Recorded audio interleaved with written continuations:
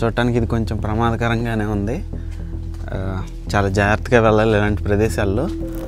ఇప్పుడు చూద్దాం, ఇక్కడ ఇంకొక గుడి లాంటి నిర్మాణం ఒకటి ఉంది.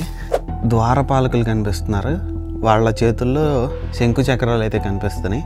ఈ కోటలో ఏమైనా నిధులు దొరుకుతాయి అని చెప్పి తవ్వకాలు చేయడానికి వచ్చిన దుండగులు పాపం ఆయన్ని చంపేశారంట. ఇంకా అప్పటి నుంచి వేరే ఎవరిని ఇక్కడ నియమించలేదు. ఈ కొండల మధ్యలో పడే నీరంతా కూడా వచ్చి ఇక్కడ చెరువుల్లాగా ఏర్పడింది.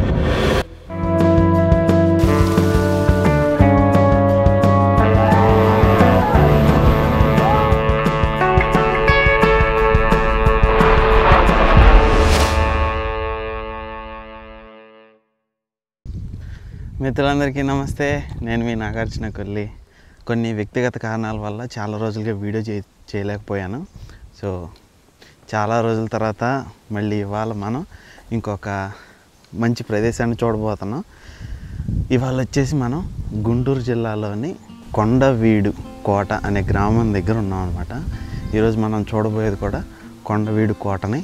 ఇప్పుడు వచ్చేసి నేను కొండ పైకి వరకు కూడా ట్రెక్కింగ్ చేసుకుంటూ వెళ్ళబోతున్నాను. సో ఇప్పుడు ఆ విశేషాలన్నీ కూడా చూద్దాం, పదండి.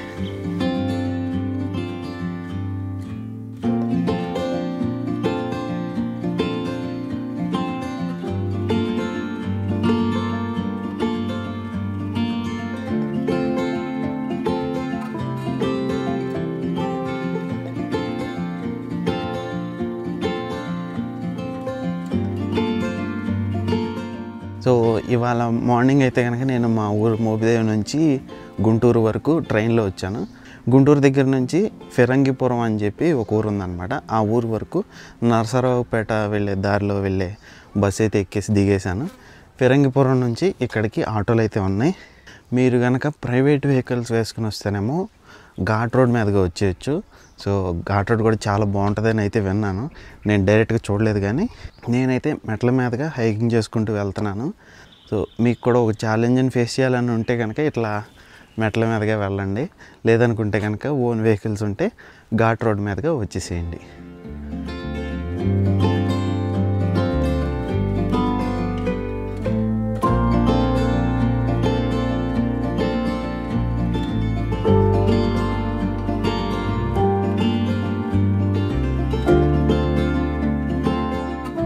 ఆల్మోస్ట్ 11:30 అలా అవుతుందన్నమాట. సో ఎండ కొంచెం అప్పుడప్పుడు వస్తూ పోతూ ఉంది, కానీ హ్యూమిడిటీ మాత్రం చాలా ఎక్కువ ఉంది. సో చెమటలు బాగా పట్టేస్తున్నాయి. సో చుట్టూతో చూసుకుంటే కనుక పల్లెటూరు వాతావరణం అంతా చాలా బాగుంది. దూరంగా కనుచూపు మేరలో ఎక్కడ చూసుకున్నా కూడా చాలా వరకు పంట పొలాలే కనిపిస్తున్నాయి. ఇది కొంత శీతాకాలం కావటం చేత కొంచెం మంచు ఇంకా కూడా ఉంది. సో దానివల్ల మరీ దూరంగా చూడలేకపోతున్నాం. కానీ ఎక్కేటప్పుడు మాత్రం మనం ఒక్కళ్ళమే ఉన్నాం. మనం జనాలు అంతగా ఎక్కువగా తిరగని వాటి గురించే మనం ఎక్కువ చెప్తూ ఉంటాం. ఎందుకంటే మంచి మంచి ప్రదేశాలు, మంచి మంచి చరిత్ర అంతా కూడా అట్లాంటి ప్రదేశాల్లో ఉంటుంది కదా. దారైతే మాత్రం కొంచెం బాగానే ఉంది. కోతులు అయితే మాత్రం చాలా ఉన్నాయి. కొంచెం వచ్చేవాళ్ళు కొంచెం జాగ్రత్తగా రండి.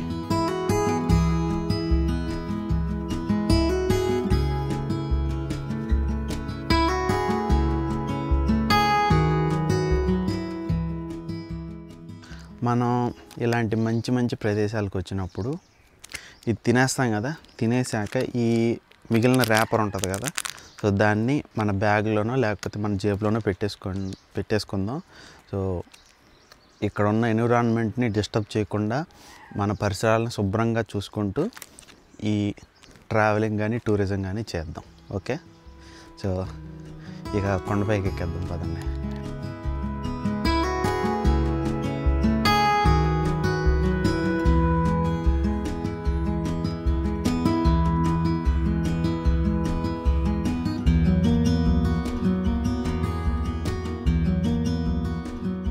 దగ్గరగా ఒక అరగంట కొంచెం పైకి ఎక్కిన తర్వాత మనకి మొట్టమొదటి నిర్మాణాలు అయితే కనిపిస్తున్నాయి.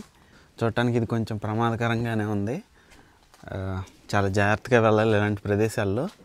అదిగండి అక్కడ చూడండి, ఇది ప్రవేశ ద్వారం కదా. ద్వారం పైన మనకి 2 ఏనుగులు మధ్యలో ఒక దేవత కనిపిస్తున్నారు కదా. సో ఇది వచ్చేసి గజలక్ష్మి అమ్మవారు అనమాట. సాధారణంగా మన హిందూ ఆలయాల్లో గర్భగుడికి వెళ్ళే ముందు ద్వారం పైన ఇలాంటిది ఉంటాయి. అలాంటిది ఇక్కడ మనం కోట ద్వారం ముందు చూస్తున్నాం.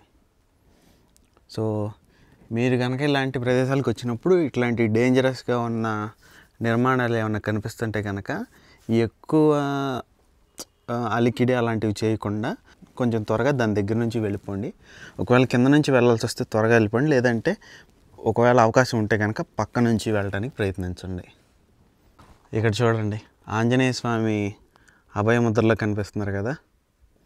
పైన ఈ రెండు పక్కల కూడా చూసుకుంటే శంఖ చక్రాలు ఉన్నాయి, మధ్యలో ఆంజనేయ స్వామి ఉన్నారు అభయముద్రలో. ఇంకా ముందుకు వెళ్దాం.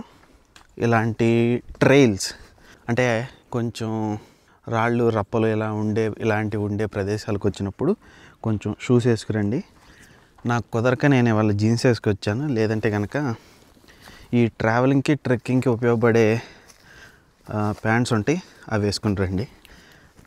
ఇప్పుడు చూద్దాం, ఇక్కడ ఇంకొక గుడి లాంటి నిర్మాణం ఒకటి ఉంది, దాని దగ్గరికి వెళ్ళి చూద్దాం ఏముందో. సో అలా ఆంజనేయ స్వామి విగ్రహం దగ్గర నుంచి కనుక కొంచెం ముందుకు వస్తే మనకి ఒక పురాతనమైన ఆలయం ఉంది. అది కూడా చాలా వరకు శిథిలమైపోయింది. కేవలం 4 గోడలు అలానే స్తంభాలు మాత్రమే మిగిలి ఉన్నాయి. ఇప్పుడే చెప్పాను కదా, కోట ద్వారం పైన మనకి గజలక్ష్మి అమ్మవారు కనిపించారు కదా. సో అలాంటిదే ఇక్కడ కూడా ఇంకొకటి ఉంది, చూసుకోవచ్చు. అలానే ఇది ఒక వైష్ణవ ఆలయం అన్నమాట. ఎందుకంటే మీరు ఇక్కడ చూడండి, ద్వారపాలకులు కనిపిస్తున్నారు, వాళ్ళ చేతుల్లో శంకు చక్రాలు అయితే కనిపిస్తున్నాయి. సో దాన్ని బట్టి నేను ఇది వైష్ణవ ఆలయం అని అనుకుంటున్నాను. కానీ ఆలయ ప్రస్తుత పరిస్థితి మాత్రం చూడండి ఎలాగుందో. చాలా వరకు ఇలాంటి పురాతన ప్రదేశాల్లో మనకి ఇలాంటి అరుదుగా కనిపిస్తూ ఉంటాయి. మీరు అక్కడ చూడండి, కింద వరకునేమో కొండరాయితో కట్టి ఉంది కదా. సో ఇక్కడ వరకు కొండరాయితో కట్టి ఉంది కదా, ఆ పైన చూడండి ఇటుక రాళ్ళతో నిర్మించి ఉంది. సో ఈ ఇటుక రాళ్ళు అనేవి కొన్ని వందల ఏళ్ళ నుంచి అలాగే ఉన్నాయి. సో మనం రామప్ప ఆలయాన్ని చూసేటప్పుడు మీకు ఇది ఎక్స్ప్లెయిన్ చేశాను. రామప్ప గుడి దగ్గర ఇటుక రాళ్ళు నీళ్ళలో కూడా తేలుతాయి అని చెప్పి మనం చిన్నప్పటి నుంచి తెలుసుకుంటూ ఉన్నాం కదా.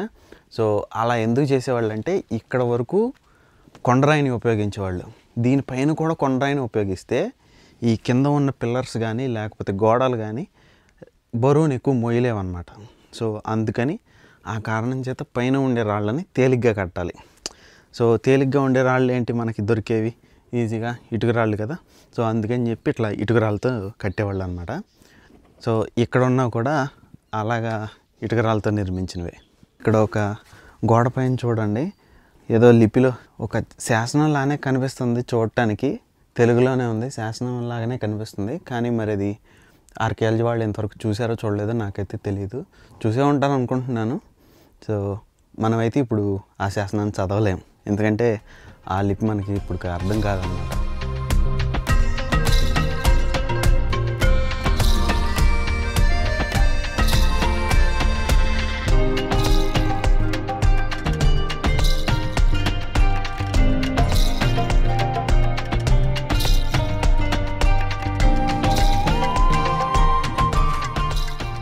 నేనైతే ఒకటి గమనించానండి, మరి ఇది లోకల్స్ చేశారా లేకపోతే ఆర్కియాలజీ వాళ్ళు టూరిజం వాళ్ళు చేశారా నాకైతే తెలియదు. కానీ ఇదిగంటే ఇక్కడ ఒక రిబ్బన్ కనిపిస్తుంది కదా. సో దారి ఇటువైపు ఉంది అని చెప్పడం కోసం ఇట్లా దారి పొడుగుతో కట్టినట్టున్నారు. సో అక్కడ కూడా ఒకటి ఉంది, ఇంకా ముందు కూడా ఒకటి ఉందన్నమాట. సో ఇదైతే చాలా మంచి విషయం. ఇంకొక విషయం వచ్చేసి కొండవీటి కోట పైన మొత్తం 3 చెరువులు ఉన్నాయి, పెద్ద పెద్దవి. సో అవన్నీ వర్షాలతో నిండిపోయినప్పుడు ఇలా పైనుంచి నీళ్ళు వచ్చేస్తుంటాయి అన్నమాట. సో ఇలాంటి ప్రదేశాలకు వచ్చినప్పుడు జాగ్రత్తగా ఉండండి. ఇక్కడైతే అంత పెద్ద ఇబ్బందిగా కనిపించట్లేదు, పక్క నుంచి దారి కనిపిస్తుంది. కాకపోతే జనరల్గా ఇలా ట్రెక్కింగ్ చేసేటప్పుడు ఇలాంటి నీళ్లు వచ్చిన ప్రదేశాల్లో కొంచెం జాగ్రత్తగా ఉండండి. సో కొద్దిగా భయం వేసే వాళ్ళకైతే కనుక నేను ట్రెక్కింగ్ అనేది రికమెండ్ చేయను. సో ఎందుకంటే చూడండి, ఇప్పుడు మనం ట్రైల్లో ఉన్నాం, ఇంకా కొంచెం పైకి ఎక్కాలి. ఇప్పటి వరకు నాకు మేకలు తోలుకునే ఒక ఆయన తప్పించి ఎవరు ఎదురుపడలేదన్నమాట. లక్కీగా ఏంటంటే ఈ కొండపల్లి అడవుల్లో క్రూర మృగాలు అలాంటివి ఏమి ఉండవు కాబట్టి మనకి ఇది యాక్సెప్టబులే. కానీ వేరే చోట్ల అయితే కనుక కొంచెం జాగ్రత్తగా ఉండాలన్నమాట. నిర్మానుష్యంగా ఉండే ప్రదేశాలంటే ఎవరికన్నా భయం ఉంటే కనుక కొంచెం ధైర్యం చేసుకుని రండి. లేదంటే మీకు ఇంకొక ఆప్షన్ ఉంది కదా, ఘాట్ రోడ్డు. సో అటు నుంచి వచ్చేయండి. మొత్తానికి కొండ పైదాకా అయితే వచ్చేసాం. నాకెవరూ కనపడట్లేదు కాబట్టి ఎవరు ఇక్కడికి రావట్లేదు అనుకున్నాను. కానీ చాలామంది ఘాట్ రోడ్ నుండే వస్తున్నట్టున్నారు. పూర్తిగా పైకి వచ్చేసాక మాత్రమే నాకు ఒక 10-15 మంది కనిపించారు. ట్రెక్కింగ్ అయితే ఎవరు చేయట్లా, ఘాట్ రోడ్ నుంచి మాత్రం ఎక్కువ మంది వస్తున్నారు.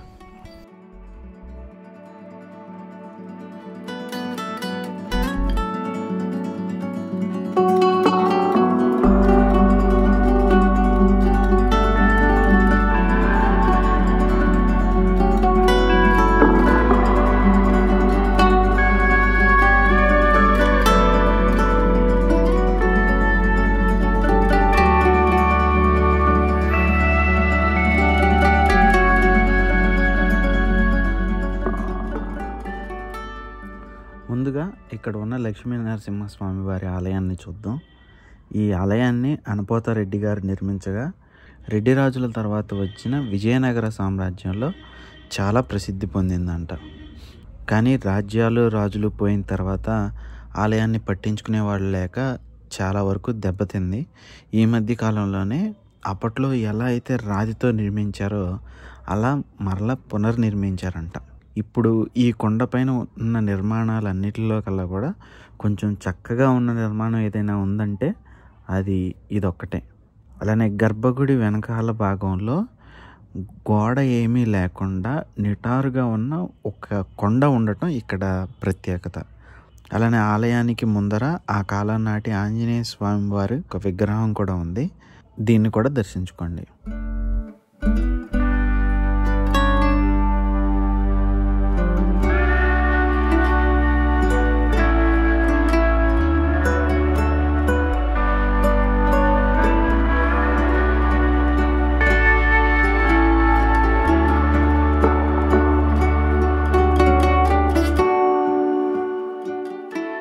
సో ఇక్కడ మీకు కనిపిస్తుంది వచ్చేసి బ్రిటిష్ బంగ్లా. మన దేశాన్ని బ్రిటిష్ వాళ్ళు ఆక్రమించుకున్న సమయంలో ఏంటంటే ఇలాంటి ముఖ్యమైన కోటల్ని అలానే కొండల్ని వాళ్ళు తమ్ము అని చెప్పుకోవటం కోసం ఇలాంటి బంగ్లాల్ని నిర్మించేవాళ్ళు. సమయంలో నిర్మించిందే ఈ బ్రిటిష్ బంగ్లా కూడా. బ్రిటిషర్లు అప్పట్లో ఈ బంగ్లాలో ఒక నైట్ వాచ్మెన్ని కూడా నియమించారంట. అతను ఈ కోటలోకి వచ్చిన యాత్రికులందరికీ హెల్ప్ చేసేవాడంట. అయితే కొన్నాళ్ళ తర్వాత ఈ కోటలో ఏమైనా నిధులు దొరుకుతాయి అని చెప్పి తవ్వకాలు చేయడానికి వచ్చిన దుండగులు పాపం ఆయన్ని చంపేశారంట. ఇంకా అప్పటి నుంచి వేరే ఎవరిని ఇక్కడ నియమించలేదు.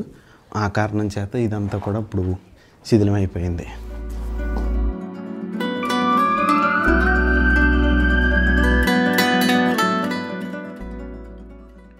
కొండవీటి కోటను రెడ్డి రాజుల తర్వాత విజయనగర సామ్రాజ్యం, అలానే గజపతి రాజ్యం, అలానే కుతుబ్ షాహీలు పరిపాలించారు. కుతుబ్ షాహీల కాలంలో నిర్మించిందే ఇప్పుడు మీరు చూస్తున్నటువంటి మసీదు. నేనైతే ఇది ఒక హిందూ రాజుల నిర్మాణంగా భావిస్తున్నాను. ఎందుకంటే ఇక్కడ ఉన్న చూరుని చూడండి. సో దానికి ఉన్న రాతి దోలాలకి ఒకప్పుడు తామర పూలు లాంటి ఆకృతులు ఉండేవి. ఇప్పుడైతే అవి కనిపించడం లేదనుకోండి, అది వేరే విషయం. ఈ కారణం చేత ఇది కుతుబ్ షాహీల కంటే ముందలే ఉన్న నిర్మాణం అని నేను అనుకుంటున్నాను. దాన్ని మసీదుగా మార్చి ఉండొచ్చు. ఇది కేవలం నా ఊహ మాత్రమే. దీన్ని దాటుకుని మనం కొంచెం ముందుకు వెళ్తే కనుక శిథిలావస్థలో ఉన్నటువంటి ఒక పాత మండపం ఉంది. ఈ మండపం నుంచి మనకి చుక్కలకొండ బురుజు లేదా దీన్నే తారా బురుజు అని కూడా అంటారు, దాంతో పాటుగా తీర్పుల మండపం కనిపిస్తాయి. నేను మీకు దగ్గరికి వెళ్ళి ఇవి చూపిద్దాం అనుకున్నాను, కానీ నాకు సమయం అంతగా కుదరక చూపించలేకపోతున్నాను.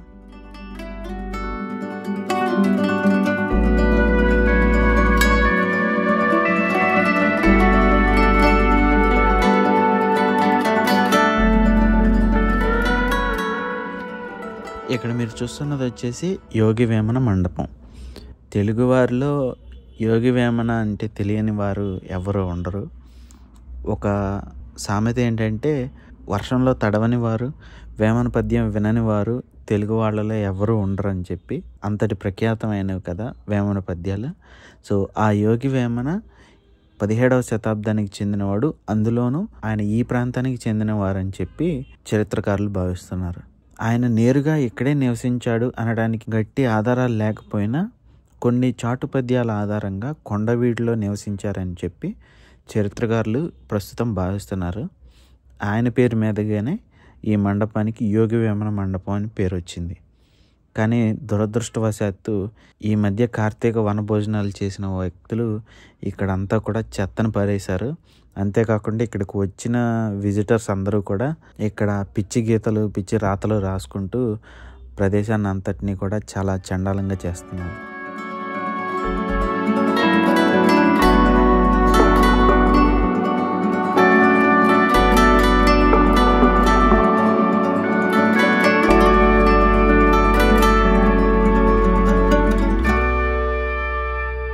మనం ట్రెక్కింగ్ చేసేటప్పుడు చూసాం కదా, మనం వస్తున్న దారి పక్కనే మనకి చిన్న సెలయేరు లాగా పారుతూ వచ్చింది చూసాం కదా. ఇలా కొండవైటి కోట పైన మొత్తం కూడా చాలా చోట్ల నీళ్ళు అనేది సమృద్ధిగా దొరుకుతుంది అన్నమాట. ఇదిగోండి ఇట్లా చూడండి, దీన్ని వచ్చేసి వెదుళ్ళ చెరువు అంటారు. ఎందుకో మీరు చూస్తేనే తెలిసిపోతుంది. అదిగోండి చెరువు గట్టు చుట్టూతో కూడా అన్నీ వెదురు చెట్లే. అనపోతారెడ్డి గారు ఈ కొండవీటి ప్రాంతాన్ని రాజధానిగా ఎంచుకోవడానికి చాలా కారణాలు ఉన్నాయి.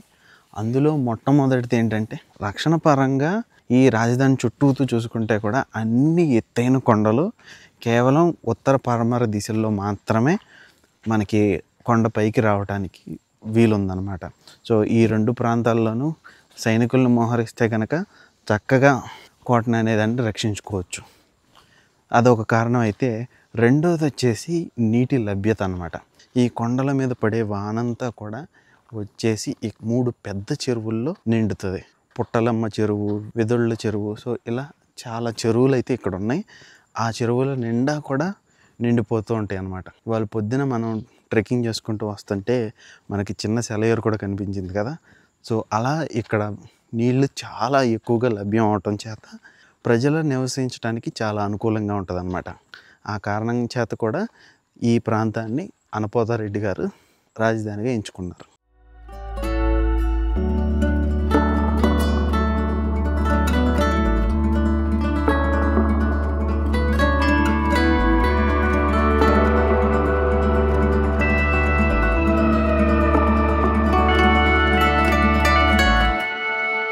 ఇక్కడ బోటింగ్, కయాకింగ్ లాంటి అడ్వెంచర్ స్పోర్ట్స్ కూడా ఉన్నాయంట. నాకైతే ఇప్పుడు లోపలికి వెళ్ళి అదన్నీ ట్రై చేసేంత టైం లేదు, అందుకని నేను స్కిప్ చేస్తున్నాను. ఒకవేళ మీకు ఎవరికైనా ఇంట్రెస్ట్ ఉంటే కనుక వెళ్ళండి. నాకు ఈ విషయం ఇక్కడికి వచ్చే వరకు కూడా తెలియదు. అసలు ఆన్లైన్లో అయితే ఇట్లాంటి ఇన్ఫర్మేషన్లు ఏమీ లేవు. ఇప్పుడు మనం ఈ కొండవీటి రాజ్యం వెనకాల ఉన్నటువంటి చరిత్రని కొంచెం తెలుసుకుందాం. మనం 2025లో చాలా వరకు తెలంగాణలోని చారిత్రక ప్రదేశాలన్నింటినీ కవర్ చేసాం. అవి చూసేటప్పుడే మీకు అందరికీ కూడా చెప్పాను, తెలుగువారి చరిత్రలో కాకతీయులది ఎంత ముఖ్యమైన స్థానం అనేది. మనం ఏ రాజ్యం గురించి మాట్లాడుకున్నా కూడా కాకతీయులకు ముందలో లేకపోతే కాకతీయులకు తర్వాత అని చెప్పుకోవాలి. ఇవాళ మనం చూస్తున్నటువంటి ఈ కొండవీటి రాజ్యంది కూడా సరిగ్గా అలాంటి కోవ కిందకే వస్తుంది. కాకతీయ సామ్రాజ్యం పతనం తర్వాత మన తెలంగాణ, ఆంధ్ర 2 తెలుగు ప్రాంతాలని కూడా ఢిల్లీ సుల్తాన్లైనటువంటి ఖిల్జీలు అత్యంత క్రూరంగా పరిపాలించేవారంట. ఖిల్జీల చేతుల్లో నుండి తెలుగు ప్రాంతాన్ని రక్షించడం కోసం మన ప్రాంతంలో ఉన్నటువంటి చిన్న చిన్న నాయకులు, చిన్న చిన్న రాజ్యాలకు చెందిన రాజులు వీళ్ళందరూ కలిసి ముసునూరి రాజ్యానికి చెందినటువంటి ప్రోలయ నాయకుడిని తమ నాయకుడిగా ఎంచుకున్నారు. ప్రోలయ నాయకుడు, ఆయన తర్వాత కాపయ నాయకుడు, వీళ్ళిద్దరూ కూడా ఖిల్జీలకి వ్యతిరేకంగా పోరాటం చేసి తెలుగు ప్రాంతాన్ని, ముఖ్యంగా తెలంగాణ ప్రాంతాన్ని ఖిల్జీల చేతుల్లో నుంచి రక్షించగలిగారు.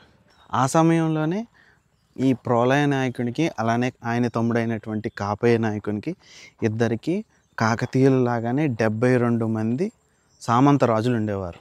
వాళ్ళల్లో ఇవాళ మనం ఉన్నటువంటి కొండవీటి రాజ్యాన్ని స్థాపించినటువంటి ప్రోలయ వేమారెడ్డి గారు కూడా ఒక సామంత రాజు అనమాట.